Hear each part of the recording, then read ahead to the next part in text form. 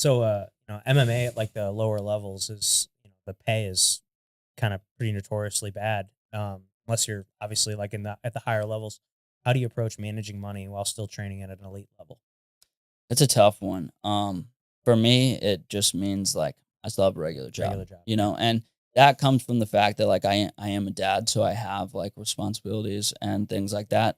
You see some guys where they're more able to get by on like sponsorship money, like like finding a cheap place to stay, staying with some other people, and those types of guys, they oftentimes have a really great like support system.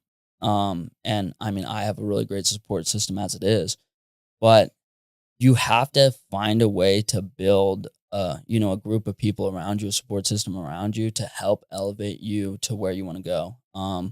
And if they're not willing to make like financial investments in you to help you get to the next level, then you have to find a way to do that yourself. And that means probably having a regular job, which means when you have a regular job, you have to, train before or afterwards, sometimes both.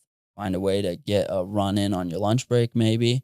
And it just means your schedule is going to be packed. So then it goes back to that whole thing of like, hey, you got to manage your time, you got to manage your priorities.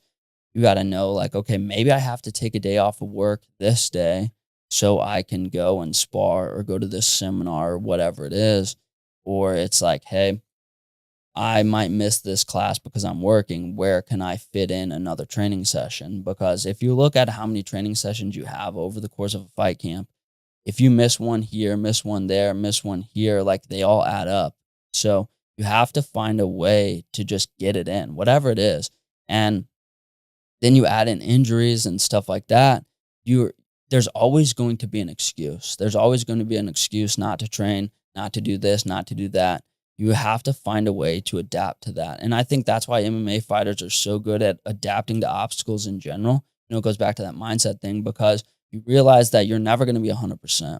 There's always going to be something that is hurting, something that is injured.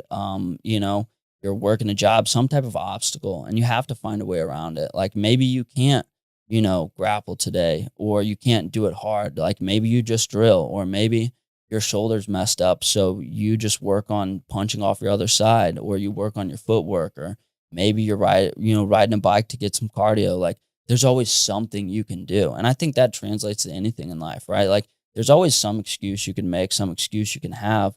There's also always something you can do, even if it's not ideal, even if it's not something, not the best way or not what you wanted to do, there's still something you can do. And you have to find a way to do that. You have to find a way to get things in, to schedule your training and to have the priorities. And going back to what I said before is knowing your why. Like, why are you doing this? Why do you want to do this? And when you know that, then that's going to drive you to wake up before work and go on that run, get that early training session in, go to the gym afterwards and train hard. And then let's say you had a morning session, you worked all day, you had an evening session, 2 evening sessions, and now you're like, okay, I'm getting closer to the end of my camp. I need a little extra cardio or whatever it is. Like, do you have that why to lace up your shoes and hit the road after working and training for 14 hours?